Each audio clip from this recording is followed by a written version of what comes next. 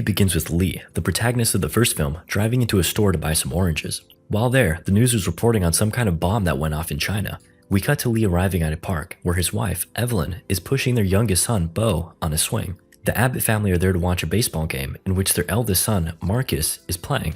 Lee sits next to Reagan, his eldest child and only daughter, who's deaf, and says hi to his friend Emmett, who is sat behind them with his youngest son. Emmett's eldest son bats the ball and makes a home run. As he runs to the final base, the crowd and Emmett are shouting, "Dive!"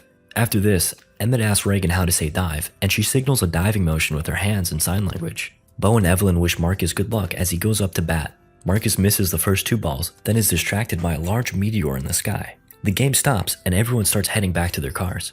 Reagan goes with her dad and Evelyn takes the boys. The aliens appear out of nowhere, wreaking havoc, attacking the street, and turning people into mincemeat. Day 474. The film cuts to the moments after the events of A Quiet Place 1. The Abbott family leaves their home barefoot. Just before leaving the farm, Evelyn tells Marcus and Reagan to stay put, while she quietly heads back into the flooded cellar and swims in search of an oxygen tank for the baby's soundproof carrier. Meanwhile, Reagan tells Marcus she's going back to the house. Reagan collects the amplifier and microphone. We later see Reagan spot a fire in the distance. She makes note of its position using a map and compass. The family heads out to the origin of the fire in search of help. They walk along the sandy path Lee had created until they reach the furthest point, and then they quietly step onto the dry leaves and continue their journey. The family reaches a wired fence with an opening. As Evelyn walks through, her bag gets caught and a small sound is made. She looks behind, concerned about the noise, and unknowingly triggers a tripwire that causes a bundle of bottles to fall and jangle. Evelyn whispers to Marcus and Reagan, "Run." Meanwhile, we cut to the perspective of a gun that has fixed its sights on the family. To make matters worse, aliens pull up. While running, Marcus gets caught by a bear trap, which he takes like a champ until he sees his injured foot and then lets out a primal scream. Evelyn tries to stop him screaming while Reagan uses the amp, microphone, and a hearing aid to stun the alien. Evelyn shoots the alien in the head as it struggles against the sound. The family heads inside the nearby derelict building. As they walk around a corner, a man grabs Evelyn. He puts his hand on her mouth and signals that an alien is nearby. The man leads the family to a soundproof vault underground. A towel over the latch of the vault reduces noise and prevents the latch from locking. Once safe, he tells the family they can't stay. There isn't enough food or water. Evelyn thinks she recognizes the man and says, "Emmett?" To which Emmett unmasks his face from the scarf and baseball cap he'd been wearing. He reiterates that they can't stay. Evelyn asks about Emmett's children, and he explains his son died on day 1. Evelyn asks about Lola, his wife. He explains Lola died 11 weeks ago. She got sick and they moved down to the soundproof basement, but the pain became unbearable. He could not silence her screams. "I couldn't do enough," says Emmett. Evelyn asks if Emmett would see the fires lit by Lee each night, and if he knew it was him. Emmett says he did. Evelyn asks why he didn't come for them, since they were friends. Emmett explains that the people left have changed. "You don't know, do you? They're not people worth saving." Reagan goes to her brother, who's lying down, resting his mangled ankle. Reagan gives Marcus headphones and plays radio white noise to him, scrolling through the frequencies. Suddenly, Marcus hears music and straightens up. Reagan stops turning the dial and Evelyn rushes over. Marcus whispers, "Music," and Evelyn listens. Shocked, she turns to Emmett, who explains yes, it's just the song Across the Sea on a loop. That's all it ever does. Reagan signs that he is a liar, telling her mom that Dad would have heard it. He would have told us. Emmett explains that you can't hear that signal down in the valley, which is where the Abbotts lived. He and Lola only discovered it when they moved up here. In the middle of the night, she wakes Marcus and they go to the soundproof vault to talk.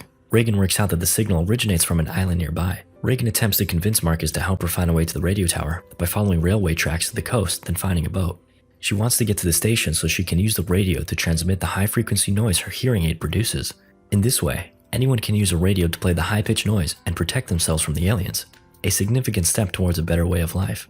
Marcus is very worried and does not want Reagan to go. Reagan insists that she has to try because that's what Dad would have done. Reagan is forced to venture out on her own very early in the morning after Marcus threatens to tell Mom. She leaves a note on the radio saying, "Keep listening."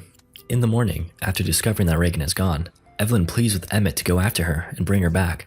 He eventually agrees when Evelyn says that she wishes Lee was here to look him in the eye and tell him that Reagan is exactly the type of person worth saving. Meanwhile, Reagan comes across a train station with a derailed train and climbs aboard the front carriage.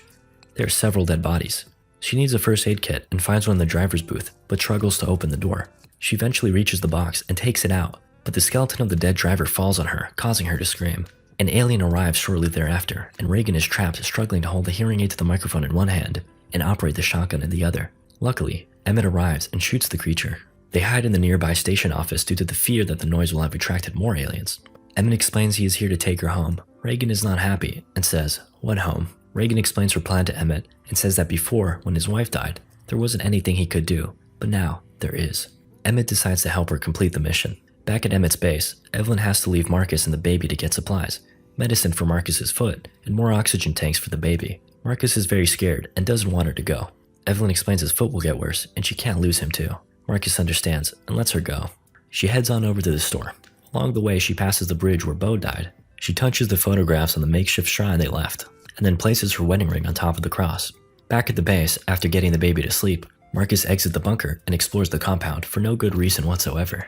The camera cuts to the baby's oxygen tank, the gauge for which is in the red zone. Heading upstairs, Marcus finds a room covered in drawings of Emmett's sons.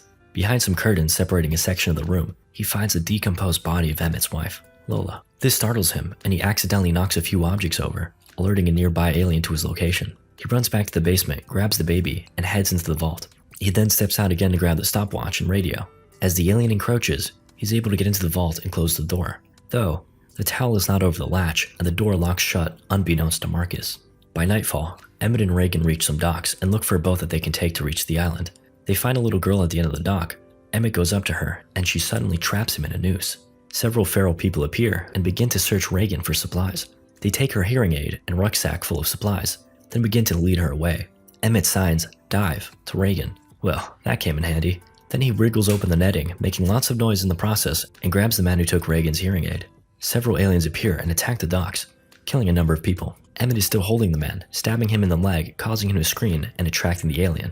Emmett dives into the water, and the feral man is killed by the alien. The creature hears Emmett swimming in the water and jumps after him, only to drown, as it cannot swim. A small boat comes by, and Reagan's hand reaches out to him. He climbs aboard and opens his mouth to reveal Reagan's hearing aid. In the corner of the screen, we see an alien stranded on one of the other boats that has detached from the docks amidst the chaos. Back in the bunker, Marcus is struggling to breathe, and we see from the watch that he's running out of time. He tries to open the door, struggling, before realizing his mistake and giving up. He opens the baby carrier to find the baby screaming. With a pained expression, he starts sharing the oxygen with the baby until he passes out. Meanwhile, Evelyn returns to the compound with the supplies and hears the commotion. She tracks the alien over with a gunshot, then tries to blow him up by shooting one of the oxygen tanks. Damn, are these things indestructible? Fortunately, the fire does at least trigger the sprinklers. The noise of the sprinklers help Evelyn navigate around the alien and return to the basement. She hides inside the bunker with Marcus and the baby as the alien waits just outside. Reagan and Emmett approach the island, where they find a colony of people living normal lives. After the government realized the creatures could not swim, the National Guard had as many people as possible put on the islands. Now, here's the bad news. An alien ends up on the island after having been stranded on a boat following the incident at the docks.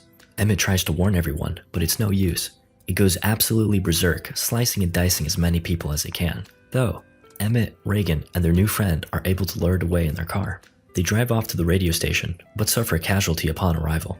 Reagan and Emmett quietly sneak their way over to the broadcasting room. Things are tense, but all is surprisingly going well. That is, until the damn door squeaks. It's always the squeaky doors. Emmett jumps in the way, catching a claw to the leg. His sacrifice wasn't in vain though, as he is able to buy Reagan enough time to unveil her ultimate superpower, being deaf. The now weakened alien is no match. Reagan finishes it off with a satisfying blow to the head. On the other end of things, Marcus hears the signal and realizes his sister's mission was a success. He takes off the headphones and bombards the creature with the piercing sounds before blowing its brains out.